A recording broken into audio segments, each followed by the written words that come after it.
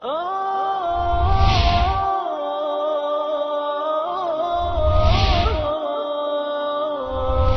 حامل القرآن.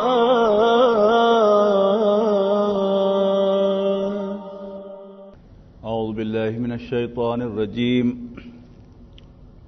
بسم الله الرحمن الرحيم. يا بني إسرائيل اذكروا نعمتي التي أنعمت عليكم وأوفوا بأهدي أوف بأهدكم وإياي فارهبون. وآمنوا بما أنزلت مصدقا لما معكم ولا تكونوا أول كافر به ولا تشتروا بآياتي ثمنا قليلا وإياي فاتقون. ولا تلبسوا الحق بالباطل وتكتموا الحق وأنتم تعلمون. سورہ بقرہ کے پہلے 4 رکوعوں میں دین کی تعلیمات کا ایک خلاصہ ہمارے سامنے آیا کہ ہمارا رب ہم سے کیا چاہتا ہے اور کتنی کیٹیگریز کے لوگ ہیں اللہ کے پیغمبر صلی اللہ علیہ وسلم کو اللہ کا رسول ماننے کے اعتبار سے. وہ لوگ کہ جو دل و جان سے انہیں اللہ کا بھیجا ہوا رسول مانتے ہیں، بن دیکھے اللہ سے ڈرتے ہیں، نماز قائم کرتے ہیں، زکوٰۃ ادا کرتے ہیں، اور جو کچھ نازل کیا گیا اللہ کے تمام پیغمبروں پر اس سب کو مانتے ہیں. انہیں تو فرمایا کہ یہ ہدایت یافتہ ہیں. وہ لوگ کہ جو انکار کرتے ہیں اور انکار پر اڑے رہتے ہیں، اللہ تعالیٰ بطور سزا ان سے سماعت و بصارت اور دل میں آمادگی چھین لیتا ہے اور ان کے لیے ہمیشہ ہمیشہ کا عذاب ہے. اس کے بعد منافقین کا تذکرہ کیا کہ جو کلیم تو کرتے ہیں کہ ہم مومن ہیں، لیکن چونکہ وہ اللہ کے رسول صلی اللہ علیہ وسلم کو دل سے تسلیم نہیں کرتے لہذا وہ مومن نہیں ہیں. اس کے بعد دعوت آئی قرآن مجید کی، اللہ کی بندگی اختیار کرو جس نے تمہیں اور تم سے پہلوں کو پیدا کیا تاکہ تم متقی بن جاؤ. اس کے بعد نبی اکرم صلی اللہ علیہ وسلم جو دعوت کے پیش فرمانے والے ہیں ان کو پیغمبری کا جو ثبوت عطا فرمایا گیا یعنی قرآن مجید، اس کے بارے میں ایک چیلنج تھرو کیا گیا کہ اگر تمہیں شک ہے اس کلام کے بارے میں جو ہم نے اپنے بندے صلی اللہ علیہ وسلم پر نازل فرمایا ہے، فاتو بصورت من مثلہ، تو اس جیسی کوئی ایک ہی صورت لے آؤ اور پھر اپنے گواہوں کو، اپنے مددگاروں کو بلا لو اگر تم سچے ہو. اس کے بعد قصہ آدم و ابلیس پہلی مرتبہ قرآن مجید میں 4 رکوع کے اندر آیا کہ اللہ تعالیٰ نے فرشتوں سے شیئر کیا اپنا فیصلہ کہ میں زمین پر ایک خلیفہ بنانے والا ہوں. فرشتوں نے اپنے کنسرن کا اظہار کیا. اللہ تعالیٰ نے کچھ نام حضرت آدم کو بتائے اور پھر پوچھا فرشتوں سے کہ تم مجھے نام بتاؤ اگر تم جانتے ہو سب کچھ. تو اس لیے کہ فرشتوں کا بھی علم لامحدود نہیں ہے، جو اللہ تعالیٰ انہیں علم عطا فرماتا ہے وہ انہیں حاصل ہے، اس سے بیانڈ ان کا علم آپ سے آپ آگے نہیں بڑھ سکتا. تو فرشتوں نے ہاتھ جوڑ لیے کہ ہمیں وہی معلوم ہے کہ جو کچھ تو نے ہمیں بتایا ہے، جبکہ تو سب کچھ جاننے والا اور کمال حکمت والا ہے. پھر اللہ تعالیٰ نے فرشتوں کو حکم دیا کہ اب آدم کو سجدہ کرو. جو اصل فرشتے تھے سب کے سب انہوں نے سجدہ کیا، لیکن جو ایک رعایتی فرشتہ بنایا گیا تھا اس کی اصلیت ظاہر ہو گئی اور اس نے سجدہ کرنے سے انکار کر دیا. اللہ تعالیٰ نے آدم و حوا کو جنت میں آزمائشی طور پر رکھا، ان پر یہ واضح کرنے کے لیے کہ شیطان تمہارا دشمن ہے اور تم اگر میری انسٹرکشن کو فالو نہیں کرو گے تو ٹریپ ہو جاؤ گے. اللہ تعالیٰ کی انسٹرکشن کیا تھی کہ اس درخت کے قریب بھی نہ جانا، یعنی کھانے سے تو منع نہیں کیا تھا، قریب جانے سے بھی منع کیا تھا. اور شیطان نے انہیں ٹریپ کر کے آمادہ کر لیا کہ وہ اس میں سے ذرا چکھ لیں، بے شک نہ کھائیں. کیا ہوا کہ جب انسان مزے کی چیز چکھتا ہے تو پھر کھائے بغیر رہ نہیں سکتا. تو اللہ تعالیٰ نے آدم و حوا پر یہ وعدے کر دیا کہ شیطان جو ہے وہ تمہارا دشمن ہے اور تمہیں ٹریپ کرنا اس کے لیے بڑا مسئلہ نہیں ہے. ایکسیپشن کیا ہے؟ تم میری انسٹرکشن کو بالکل ہر فالو کرو گے تو تمہیں خطرہ نہیں ہے. اس انسٹرکشن کے پاس ساتھ زمین پر بھیج دیا اور واضح کر دیا کہ جب بھی میری جانب سے کوئی انسٹرکشن آئے گی، وہ لوگ کہ جو میری انسٹرکشن کو فالو کریں گے، لا خوف علیہم ولا هم یحزنون، نہ انہیں ڈرنے کی ضرورت ہے اور نہ ہی وہ کبھی غمگین ہوں گے، ریگریٹ کریں گے اپنے کسی عمل پر. ہاں، جو میری انسٹرکشن کو ماننے سے انکار کریں گے اور جھٹلائیں گے، اس کو جھوٹا قرار دیں گے، یہ اہل جہنم ہوں گے اور ہمیشہ ہمیشہ اس میں رہیں گے. سورہ بقرہ کا زمانہ نزول جو ہے یہ ہجرت کے فوراً بعد سے لے کر غزوہ بدر سے پہلے ہے، یعنی اس کی اکثر آیات جو ہیں وہ اسی دور کے اندر نازل ہوئی ہیں. کچھ اس میں ایکسیپشن ہے، کچھ پہلے کی کچھ بعد کی آیات جو ہیں وہ اس میں شامل کی گئی ہیں، لیکن مین جو بلک ہے سورۃ البقرہ کا یہ اسی دور کا ہے.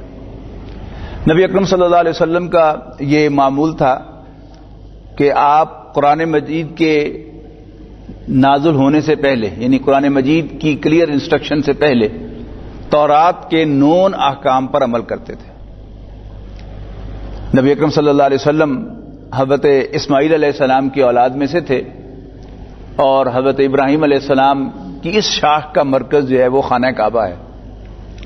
تو نبی اکرم صلی اللہ علیہ وسلم کو جو فطری محبت تھی وہ خانہ کعبہ کے ساتھ تھی، لیکن آپ کو معلوم تھا کہ اللہ تعالیٰ کی طرف سے قبلہ جو ہے وہ بیت المقدس ہے، مسجد اقصی ہے. لہذا جب تک آپ کے لیے ممکن تھا مکہ مکرمہ میں رہتے ہوئے حرم میں نماز پڑھنا، تو آپ حرم میں اس جگہ کھڑے ہوتے تھے کہ جس میں خانہ کعبہ تو سامنے ہو ہی ہو لیکن بیت المقدس بھی سامنے ہو.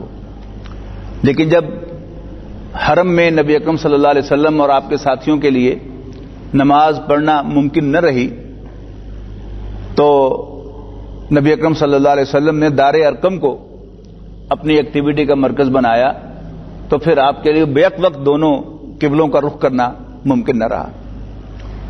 اور یہ بات مدینہ منورہ میں آ کر اور زیادہ شدت اختیار کر گئی کہ اگر آپ کے ذہن میں سعودی عرب کا نقشہ ہو تو مکہ مکرمہ جو ہے یہ جنوب میں ہے، مدینہ منورہ اس سے شمال میں ہے، اور فردر شمال میں فلسطین ہے، یروشلم ہے. تو اب اگر نبی اکرم صلی اللہ علیہ وسلم یروشلم کی طرف منہ کرتے تھے تو خانہ کعبہ کی طرف پیٹھ ہوتی تھی.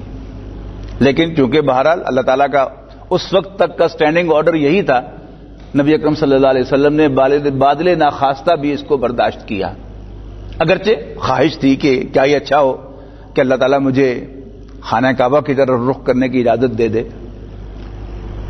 نبی اکرم صلی اللہ علیہ وسلم سے پہلے مسلمان امت بنی اسرائیل تھے.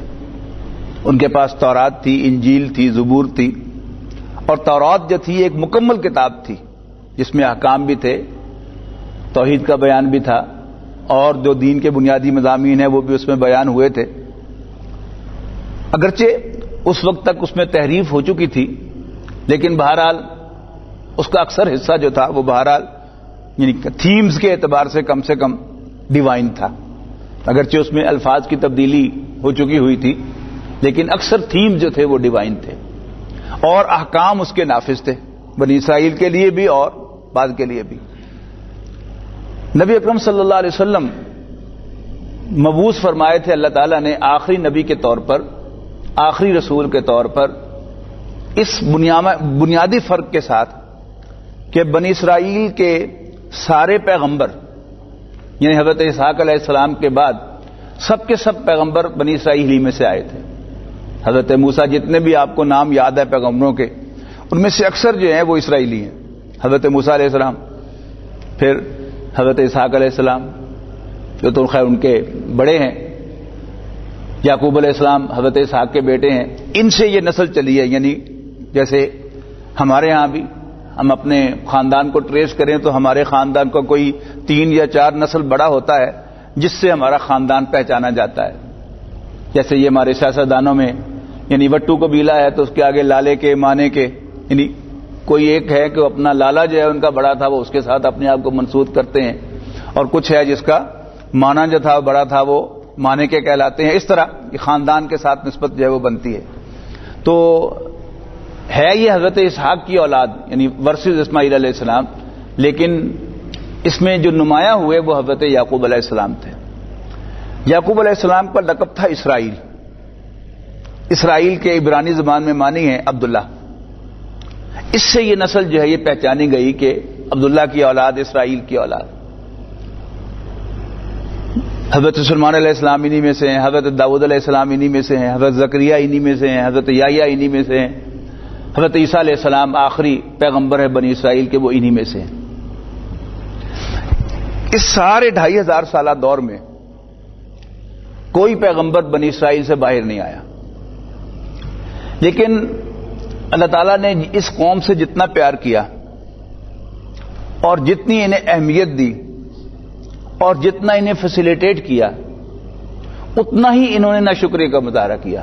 یعنی اس سے پہلا جو ترکو ہے وہ شیطان کے ذکر پر مشتمل ہے کہ اللہ تعالیٰ نے اس کو ایکسٹرا آرڈنری ایک مقام دیا، اس کو آؤٹ آف ٹرن پروموشن دی. اس نے کیا کیا؟ ناشکری کا مظاہرہ کیا. اب اس کے بعد اب یہ بنی اسرائیل کا تذکرہ شروع ہو رہا ہے، اور یہ تذکرہ جو ہے یہ تقریباً 10 رکوعوں پر مشتمل ہے، 11 رکوعوں پر کہنا چاہیے. یعنی 5ویں رکوع سے یہ تذکرہ شروع ہوگا، یا بنی اسرائیل اذکروا نعمتی التی انعمت علیکم، اور پھر 15ویں رکوع کے آغاز میں بھی یہی الفاظ آئیں گے، یا بنی اسرائیل اذکروا نعمتی التی انعمت علیکم. اب اس کے درمیان یہ پہلا رکوع جو ہے 5واں رکوع، یہ تو بنی اسرائیل کو دعوت ہے کہ اللہ تعالیٰ کے ساتھ کیے ہوئے اپنے وعدے کو یاد کرو، تم اللہ تعالیٰ کے ساتھ کیے ہوئے اپنے وعدے کو نبھاؤ تو میں تمہارے ساتھ کیے ہوئے اپنے وعدے کو نبھاؤں گا کہ میں تم پر انعامات کی بارش جاری رکھوں گا، تمہیں پریولیج حیثیت دیے رکھوں گا. لیکن پھر 6 رکوع کے بعد یعنی 6 رکوع کے آغاز سے یا بنی اسرائیل اذکروا نعمتی التی انعمت علیکم وانی فضلتکم علی العالمین، یہاں سے شروع ہوتا ہی یہ ایک گفتگو ان کے ساتھ خطاب. اور پھر 15ویں رکوع کے آغاز میں بھی یوں کی توں یہ آیت ریپیٹ ہوئی ہے، یا بنی اسرائیل اذکروا نعمتی التی انعمت علیکم وانی فضلتکم علی العالمین. اس کے درمیان ان کے خلاف پروزیکیوشن ہے، استغاثہ، کہ تمہارے جرائم کی فہرست یہ ہے، میں نے تم پر یہ احسان کیا، تم نے اس کے مقابلے میں یہ ناشکری کی، میں نے تمہیں یہ انسٹرکشن دی، حکومت علی کی، میں نے تم سے یہ کرنے کو کہا تم نے ایسا کیا، میں نے ایسا کرنے کو کہا تھا تم نے ایسا کیا. یہ ایک پوری فرد جرم ہے ان کے خلاف، چارج شیٹ ہے ان کے خلاف. اور پھر بریکٹ کلوز کرنے کے بعد 15ویں رکوع میں اور 16ویں رکوع میں حضرت ابراہیم علیہ السلام کا تذکرہ ہے. جب ہم پہنچیں گے تو انشاءاللہ ہم پڑھیں گے، اس کو صرف نوٹ کر دیجیے. پہلا پارہ ختم ہو گیا 16ویں رکوع پر، اور 16ویں رکوع کا اختتام ہوا اس آیت پر جو اس رکوع میں 2 مرتبہ آئی ہے، تلک امۃ قد خلت. یہ ایک گروہ تھا نیک لوگوں کا، اللہ کے پسندیدہ لوگوں کا جو گزر گیا. تلک امۃ قد خلت لہا ما کسبت، ان کے کام آئے گا جو انہوں نے کمایا، ولکم ما کسبتم، اور تمہارے کام آئے گا جو تم کماؤ گے. ولا تسألون عما کانوا یعملون، تم سے یہ نہیں پوچھا جائے گا کہ وہ کیا کرتے تھے، ہم تم سے پوچھیں گے تم کیا کر کے آئے ہو. اور اس کے بعد پھر دوسرے پارے کے آغاز میں وہ حکم آ گیا جس کے لیے ساری تمہید بن رہی تھی کہ اب نئی امت تشکیل پا گئی، امت محمد علیہ صاحب صلاۃ والسلام. اور اس کا سمبل کیا تھا؟ اب قبلہ تبدیل ہو گیا کہ 17ویں رکوع میں دوسرے پارے کے پہلے رکوع میں نبی اکرم صلی اللہ علیہ وسلم کی اس خواہش کا تذکرہ کرتے ہوئے کہ ہم آپ کے چہرے کو آسمان کی طرف اٹھتا ہوا دیکھتے رہے ہیں. کیا مطلب؟ اس امید سے، اس خواہش کے ساتھ کہ اے اللہ یا وہ مرکز ابراہیمی مجھے عطا کر دے کہ میں اس کی طرف رخ کر کے نماز پڑھا کروں. تو لو پھر ہم قبلے کو تبدیل کیے دیتے ہیں ایز پر یور ڈیزائر. قبلہ تبدیل ہو گیا، اور پھر وہ ایمفیسس ہے اس کے لیے کہ اب تم جہاں بھی ہو، جہاں سے بھی نکلو، واحد کے صیغے میں، جمع کے صیغے میں، کہ اب اپنے رخ کو مسجد حرام کی طرف کیا کرو. تو وہ کیا تھا؟ وہ اب گویا ڈکلیریشن تھا کہ آج سے بنی اسرائیل اللہ تعالیٰ کی نیابت کے منصب سے محروم کر دی گئی، اور اب آج سے امت محمد علیہ صاحب صلاۃ وسلام اللہ تعالیٰ کی امانت کی امین اور اس زمین پر مسلمان امت ہوگی۔ بڑا نمایاں فرق جو ان دونوں میں تھا کہ بنی اسرائیل کے سارے پیغمبر بنی اسرائیل ہی میں سے آئے، اور بنی اسرائیل کی دعوت بھی بنیادی طور پر بنی اسرائیل ہی کے لیے تھی۔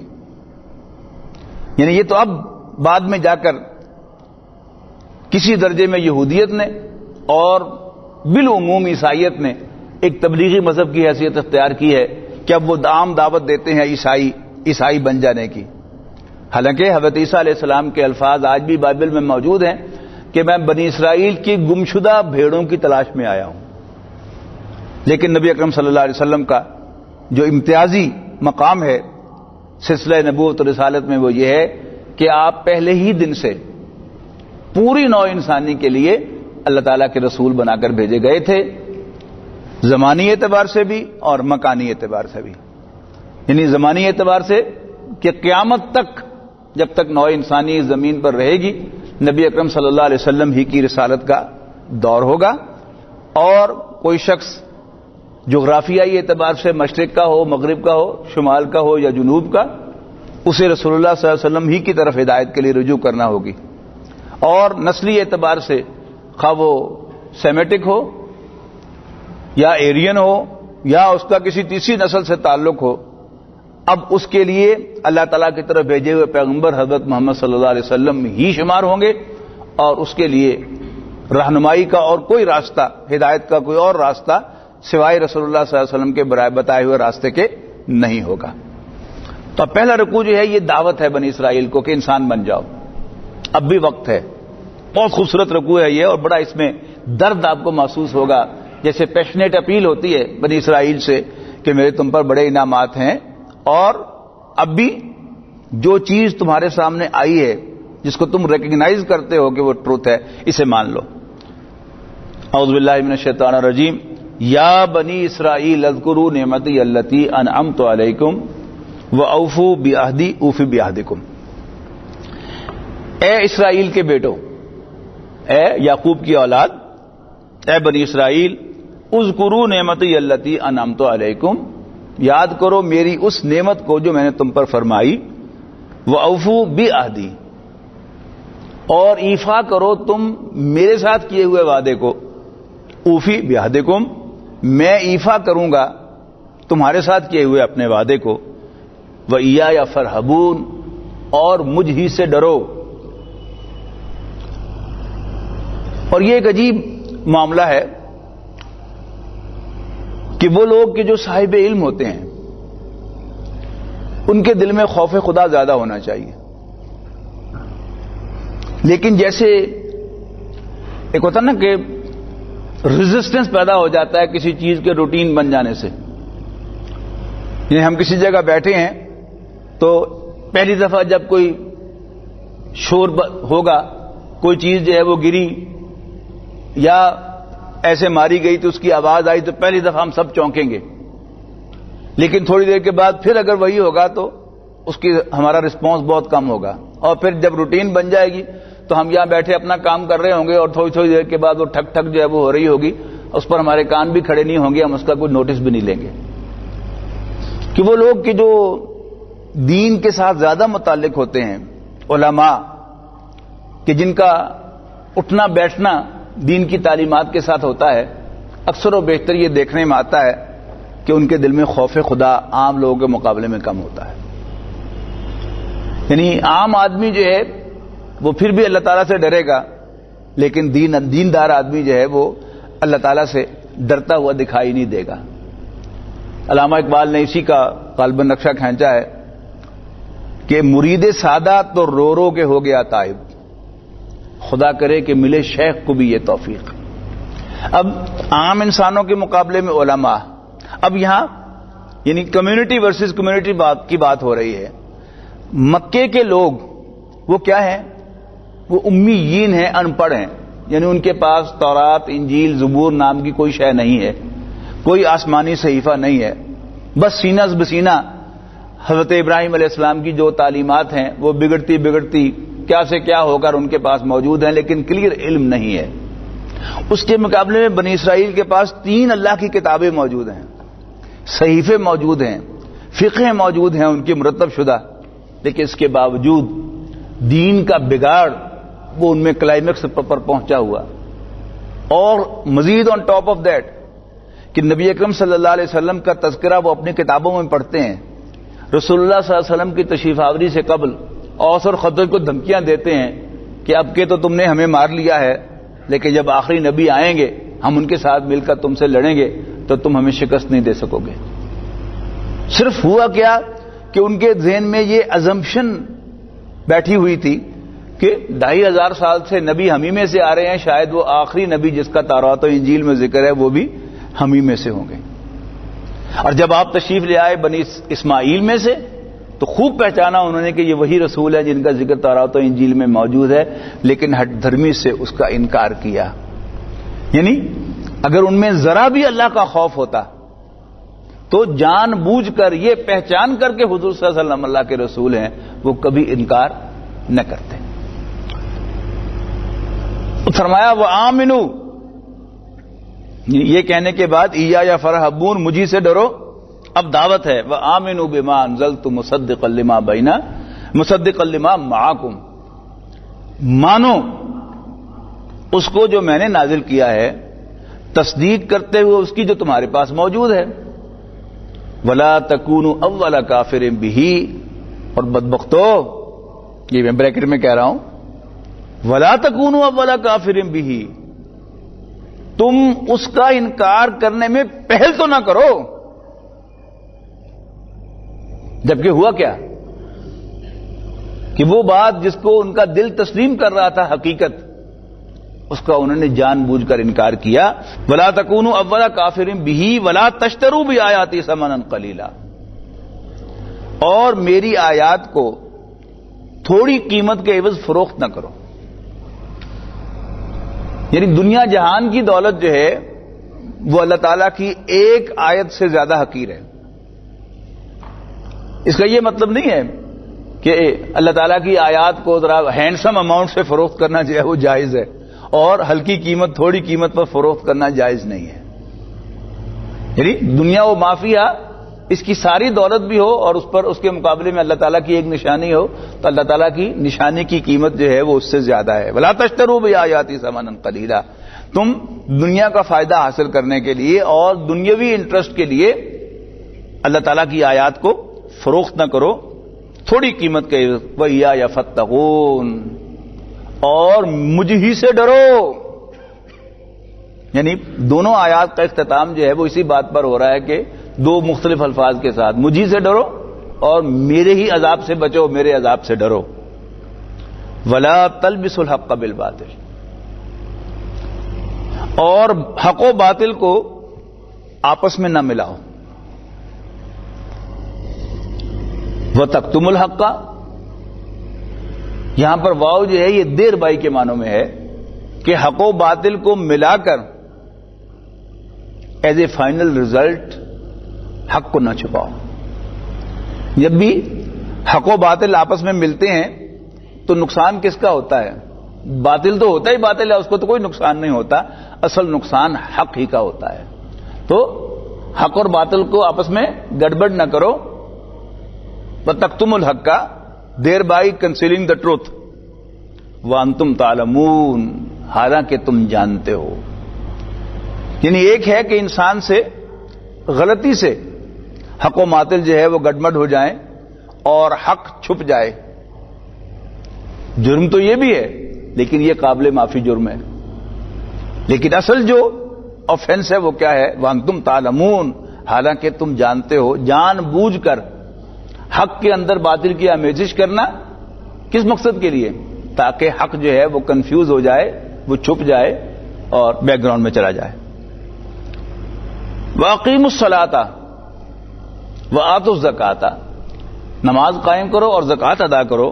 وَارْکَعُوا مَعَ الرَّاکِعِینَ، اور جھکو جھکنے والوں کے ساتھ.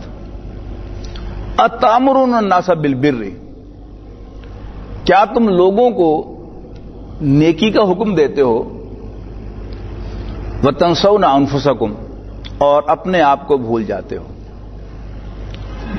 یہ بھی یعنی ہمیں اپنی امت کے اندر ہمیں کیا نظر آئے گا؟ علماء کا کردار آپ کو یہی نظر آئے گا، دوسروں کو نیکی کی تلقین کرنا اور اپنے آپ کو نظر انداز کر دینا.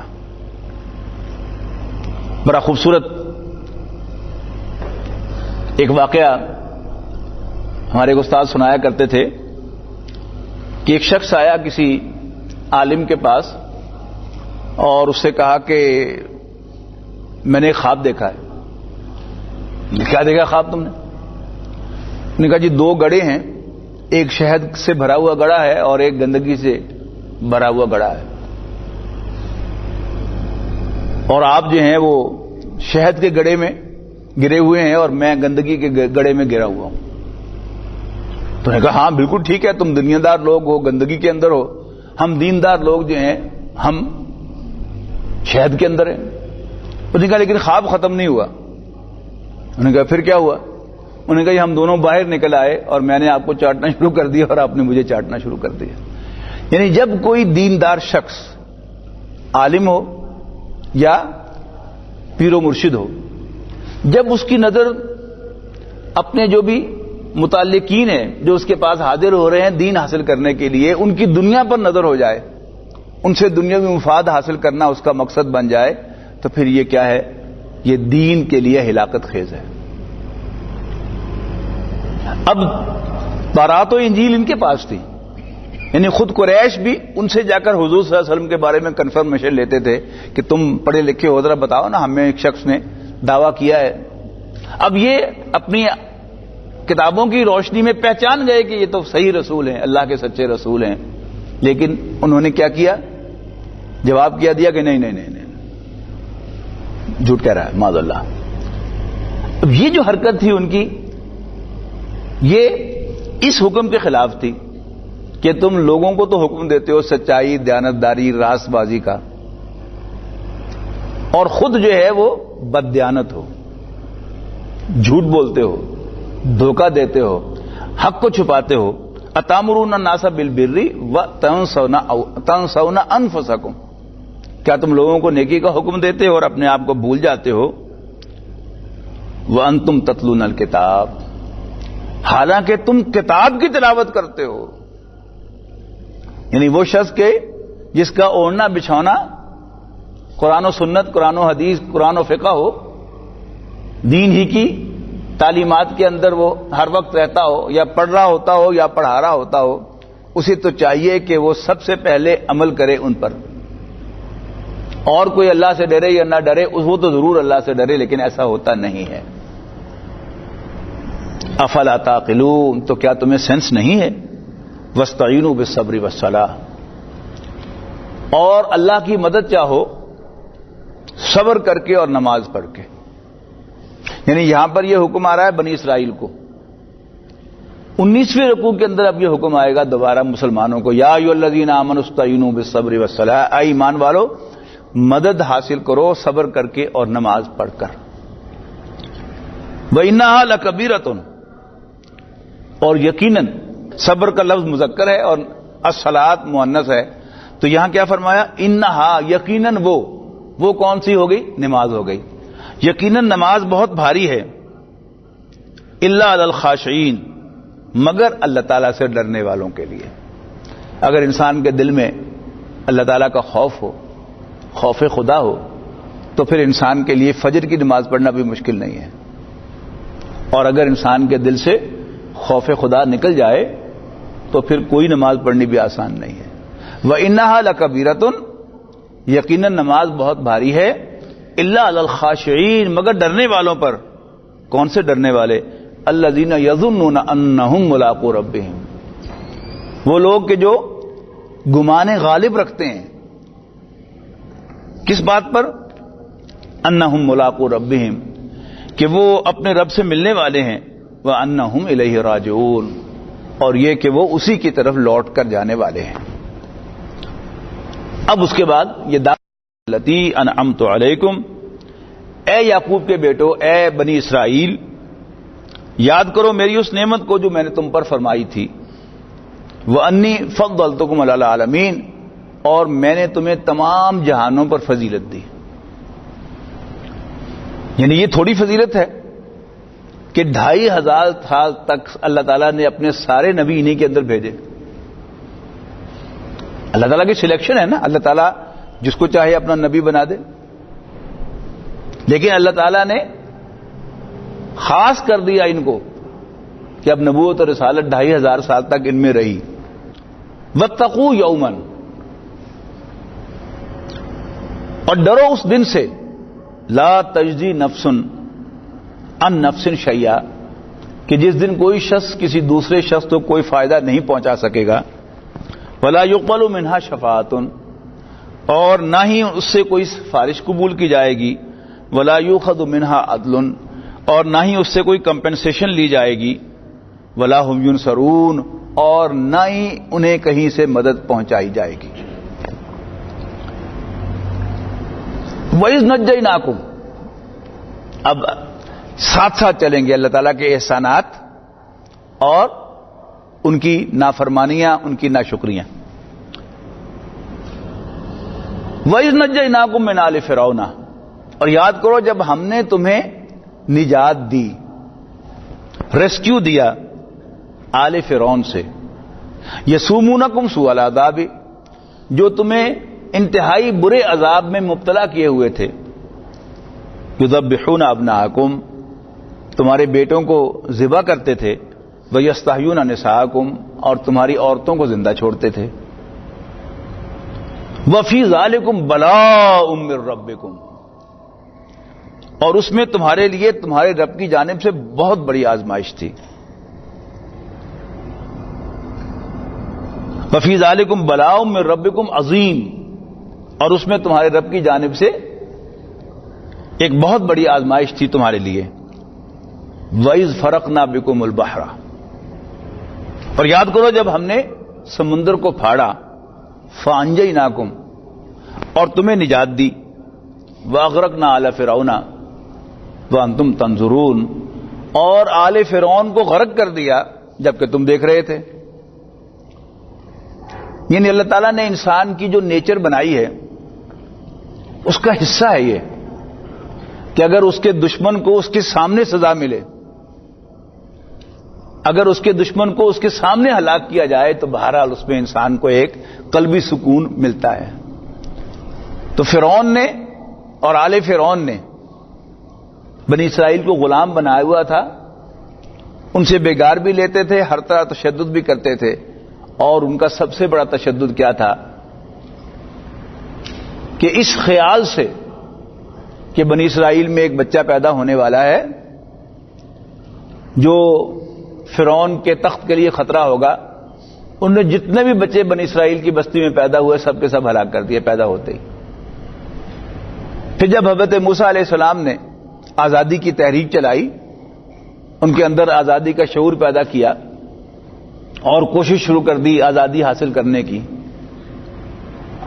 تو فرعون کے درباریوں نے متوجہ کیا کہ بادشاہ سلامت اب کب تک موسیٰ اور اس کی قوم کو کھلی چھوٹ دیے رکھیں گے کہ وہ زمین میں فساد پھیلائیں اور آپ کو اور آپ کے خداؤں کو نظر انداز کر دیں۔ اب زمین میں فساد جو ہے، جو محب وطن لوگ ہوتے ہیں، جب بھی کسی جگہ پر علیحدگی کی کوئی تحریک چلتی ہے تو ہر محب وطن اس کو کیا سمجھتا ہے؟ فساد سمجھتا ہے۔ تو کیونکہ حضرت موسیٰ علیہ السلام کی قیادت میں بنی اسرائیل آزادی کے لیے جدوجہد کر رہے تھے تو اس کو درباریوں نے فتنہ قرار دیا، فساد قرار دیا، فساد فی الارض۔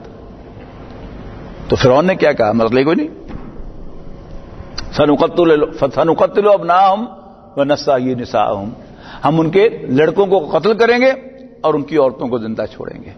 پھر ایک تشدد کی لہر چلی اور جتنے بھی جوان لڑکے تھے ان کو فرعون نے قتل کروانا شروع کر دیا۔ اب ظاہر ہے کہ وہ جو آگ تھی ان کے اندر انتقام کی، اللہ تعالیٰ نے اس کو ٹھنڈا کیا۔ کس طرح کہ ان کی نظروں کے سامنے فرعون اور آل فرعون کو پانی کے اندر غرق کیا، فرعون کو غوطے کھاتے ہوئے اور یہ کہتے ہوئے کہ میں موسیٰ اور ہارون کے رب پر ایمان لاتا ہوں۔ انہوں نے خود سنا، دیکھا، تو کیا ہوا؟ اللہ تعالیٰ نے ان کا سارا وہ جو درد تھا اس کو ہیل کر دیا ان کے سامنے، انہیں غرق کر کے۔ اس کو بھی ایک احسان کے طور پر جتلایا جا رہا ہے کہ اللہ تعالیٰ نے تمہارے سامنے آل فرعون کو غرق کیا جبکہ تم دیکھ رہے تھے۔ وَإِذْ وَعَدْنَا مُوسَىٰ 40 لَيْلَةً۔ اب ان کی کرتوتیں شروع ہو گئی۔ یعنی میں کیا نا کہ اللہ تعالیٰ کا احسان ہوگا اور اس کی رسپانس میں ان کی ناشکری۔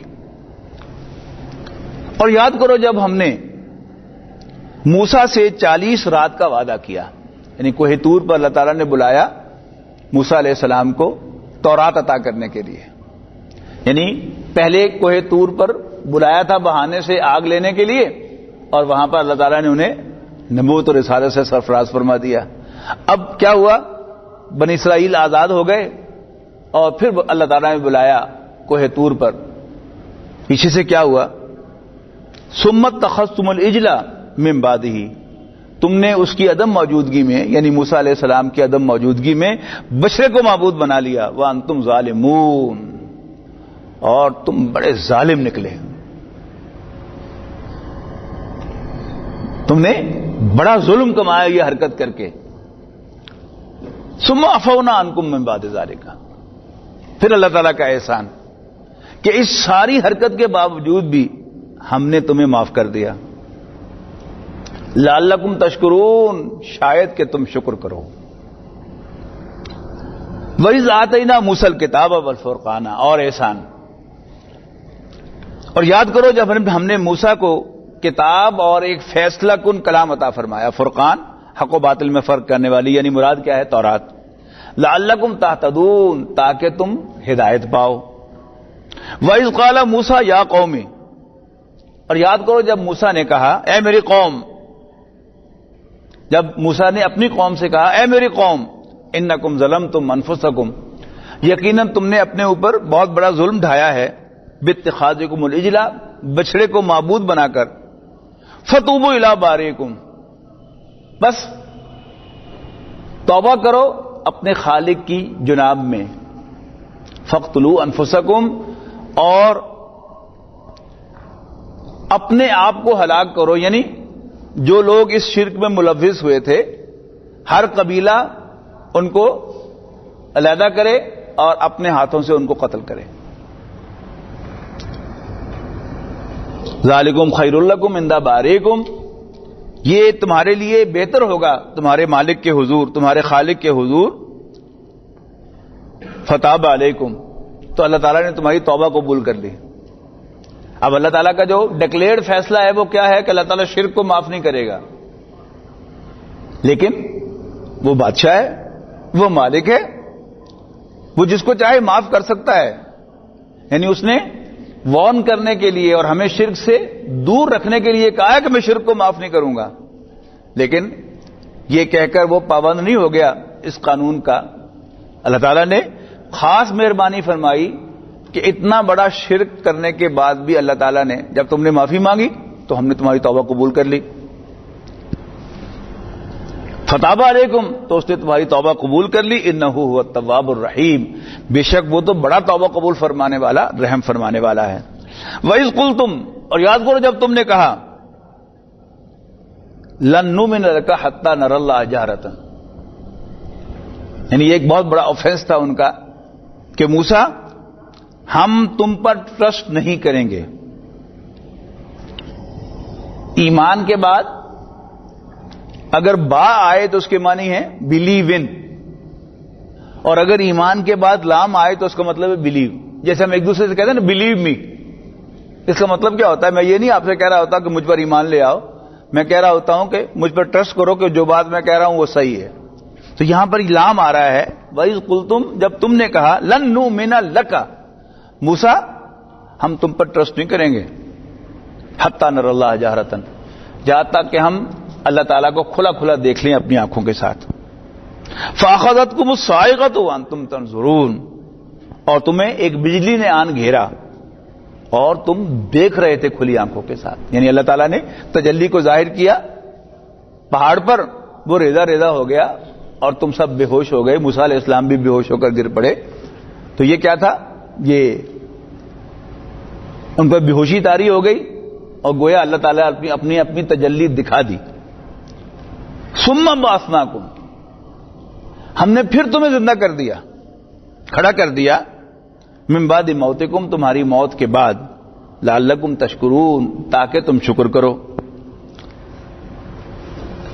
اب بنی اسرائیل کی ہسٹری آپ کے ذہن میں ہوگی تو پھر یہ آیات بڑی آسانی سے سمجھ میں آئیں گی کہ موسیٰ علیہ السلام بنی اسرائیل کو نکلے، سامنے سمندر آ گیا اور پیچھے پیچھے فرعون کی فوج آ رہی تھی. تو موسیٰ علیہ السلام کی قوم کے جو بڑے تھے، سو کالڈ سیانے، انہوں نے حضرت موسیٰ علیہ السلام کو کوسنا شروع کر دیا. بڑا آزادی آزادی، روٹی لبری سے آرام نہ ہوتے اور لے سواد ہو. تو اللہ تعالیٰ نے موسیٰ علیہ السلام سے کہا کہ عصا مارو سمندر میں. انہوں نے عصا مارا، سمندر پھٹ گیا، بنی اسرائیل آزاد ہو کر نکل گئے. جب آگے گئے، یہاں تو گھر بار چھوڑ کے گئے تھے، خواہ کچے گھر ہی ہوں گے، خواہ خیمے ہی ہوں گے، بہرحال کچھ تھا تو صحیح سر چھپانے کو. اب تپتا ہوا صحرا ہے اور نہ کوئی درخت ہے اور نہ کوئی گھر ہے، بڑی گرمی لگی. تو حضرت موسیٰ علیہ السلام نے اللہ تعالیٰ سے درخواست کے لمحے، گرمی بہت زیادہ ہے. تو اللہ تعالیٰ نے ان پر بادل کا سائبان کر دیا. تصور کرتے جائیے کہ اللہ تعالیٰ نے ان کے ساتھ کتنے چوچلے کیے. اب اس کا ذکر ہو رہا ہے. وَظَلَّلْنَا عَلَيْكُمُ الْغَمَامَ، اور ہم نے تم پر بادل کا سایہ کیا. وَأَنزَلْنَا عَلَيْكُمُ الْمَنَّ وَالسَّلْوَىٰ، اور ہم نے تم پر من و سلوہ نازل کیا. اب ظاہر بات ہے کہ ان کے پاس تو نہ کوئی چولہا، نہ کوئی ہنڈیا، نہ کوئی مرچ، نہ کوئی مسالہ. اللہ تعالیٰ نے ان کے لیے آسمان سے کھانے کا بھی بھیجنے کا بندوبست کیا ہوا تھا. بٹیر کی طرح کے چھوٹے چھوٹے جانور اڑتے اڑتے گر پڑتے تھے اور بھون کر ان کے سامنے آ جاتے تھے آٹومیٹیکلی. اور صبح سو کر اٹھتے تھے تو ایک میٹھی چیز جو تھی وہ ہر جگہ پر، یعنی جیسے اوس گرتی ہے یا برف گرتی ہے اس طرح پڑی ہوتی تھی، اس کو اکٹھا کرتے تھے اور کھا لیتے تھے. تو کاربوہائیڈریٹ فوڈ بھی تھا اور پروٹین جو ہے وہ بھی تھی، اور زندگی کی سسٹیننس کا سارا نظام اللہ تعالیٰ نے کیا ہوا تھا. چاہیے کیا تھا کہ اللہ تعالیٰ کا اور شکر بجا لاتے کہ ہم وہاں پر ہم سے بیگار لیا جاتا تھا اور پھر کچھ کھانے کو ملتا تھا. کہ اللہ تیرا شکر ہے تو ہمیں بغیر محنت کے دے رہا ہے. لیکن یہ ایسی ناشکری قوم تھی کہ انہوں نے کہا کہ موسیٰ تنگ آ گیا ایسی روز روز کوئی چیز کھا کے، کچھ نہ کچھ ویرائٹی تو ہونی چاہیے نا. اب جب موسیٰ علیہ السلام نے دعا کی تو اللہ تعالیٰ نے کہا ٹھیک ہے، من و سلوہ ختم، اب جاؤ اس سرزمین میں ہل چلاؤ اور وہاں سے ترکاریاں اور پھل اگاؤ اور کھاؤ. اب اس کا ذکر آ رہا ہے. وَظَلَّلْنَا عَلَيْكُمُ الْغَمَامَ وَأَنزَلْنَا عَلَيْكُمُ الْمَنَّ وَالسَّلْوَىٰ، اور ہم نے تم پر من و سلوہ نازل کیا. کُلُوا مِن طَیِّبَاتِ مَا رَزَقْنَاکُمْ، اور کہا کہ جو کچھ ہم نے تمہیں عطا کیا ہے پاک چیزوں میں سے کھاؤ. وَمَا ظَلَمُونَا، اور ہم نے انہوں نے ہم پر کوئی زیادتی نہیں کی. یہ اگر ظلمنا ہوتا تو پھر ہوتا ہم نے ان پر کوئی زیادتی نہیں کی. یہ کیا ہے؟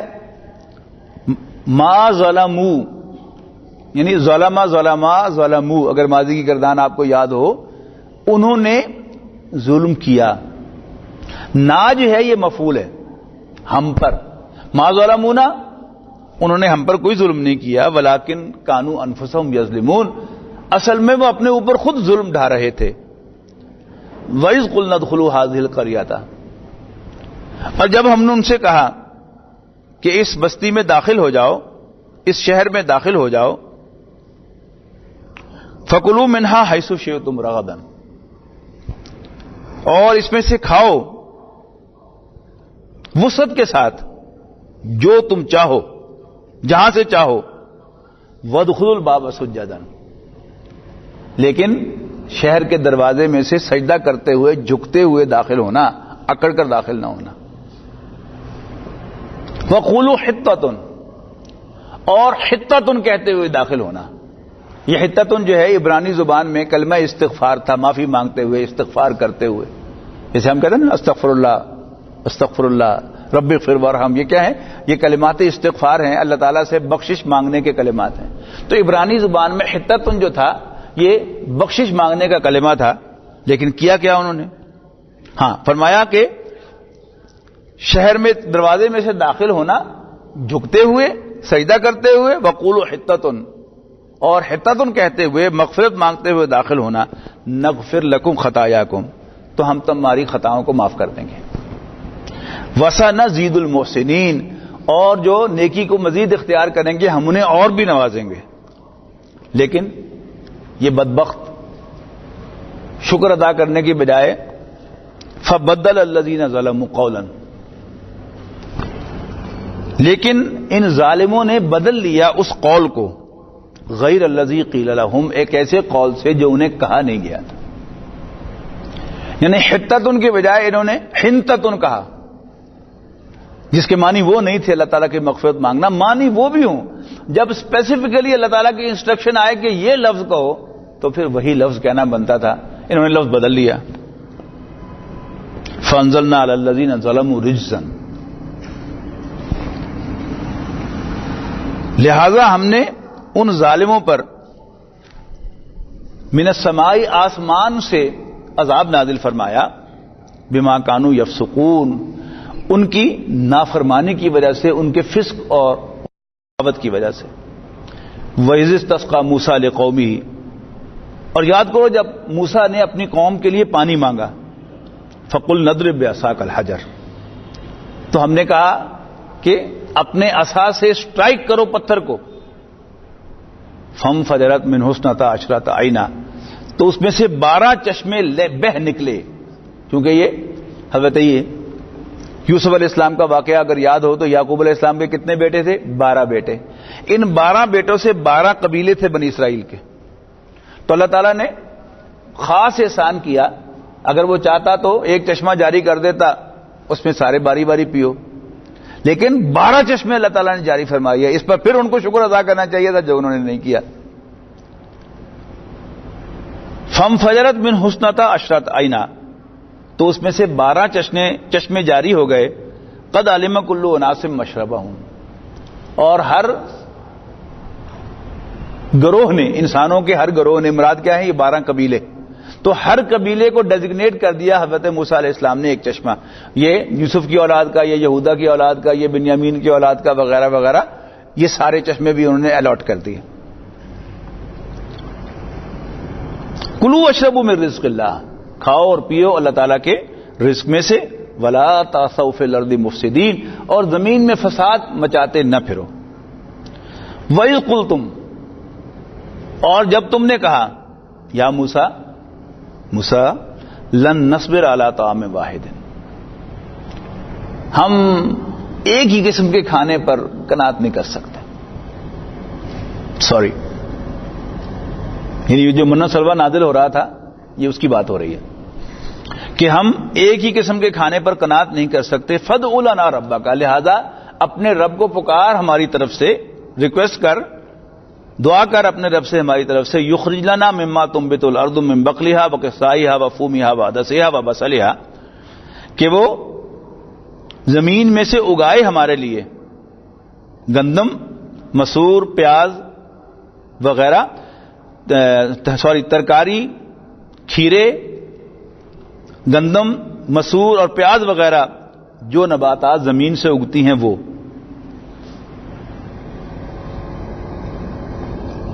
قال، حضرت موسیٰ حیران ہو گئے، کہنے لگے حیران ہو کر، اتستبدلون الذی هو ادنی بالذی هو خیر، کیا تم اچھی چیز کو ریپلیس کرنا چاہتے ہو اس سے کمتر چیز سے؟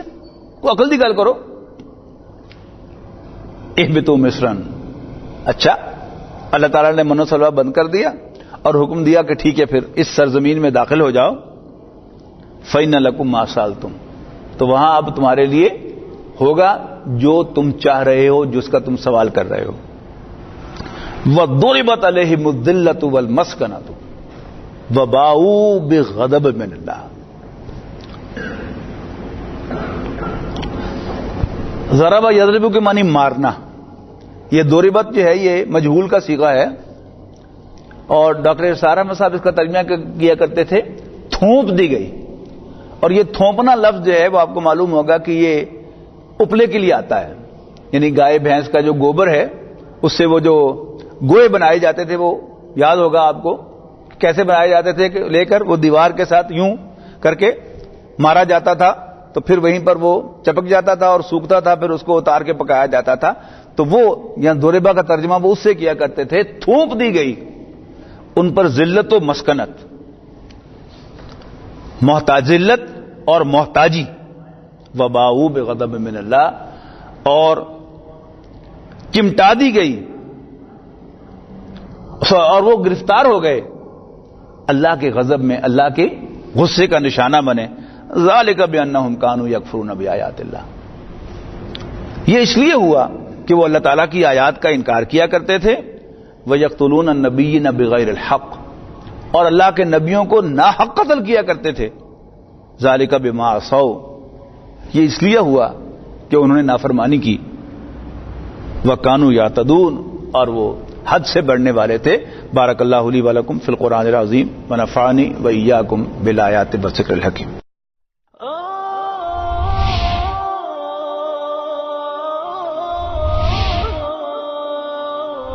يا حامل القرآن